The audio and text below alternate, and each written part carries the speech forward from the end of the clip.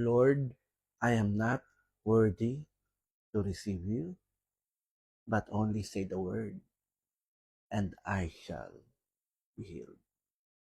Matthew chapter 8, verse 8. Palagi po natin itong binabanggit sa banal na misa. At alam niyo po ba na napakaraming beses sa Biblia na nagpagaling ang ating Panginoong Hesukristo kahit na sa malayong lugar, kahit na ang kanyang pagagalingin ay sa pamamagitan ng ibang tao? Siya po si Saint Charbel. At ito naman ang isang mananampalataya na talaga namang pinagaling ni Saint Charbel.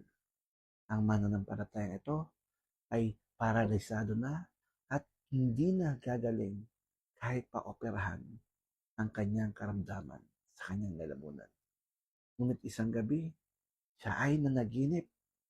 Nanaginip siya na si Saint Charbel ay may kasakasamang isang monghe na maaaring ang ating Panginoon Kristo at inooperahan ang kanyang karamdaman sa kanyang lalamunan. At sa kanyang pagising, isang milagro ang nangyari. Bigla na lamang siyang bumangon at gumaling. Mga kapatid, ang kapangyarihan ng ating Panginoon Kristo ay hindi limitado sa pisikal na kaanyuhan o presensya. Ang kapangyarihan ng ating Panginoon Kristo kahit sa iyong panaginip, sa pamamagitan ng iyong paniniwala at pananampalataya sa tulong ni Saint Charbel, gagaling ka at napapatawad ang iyong mga kasalanan.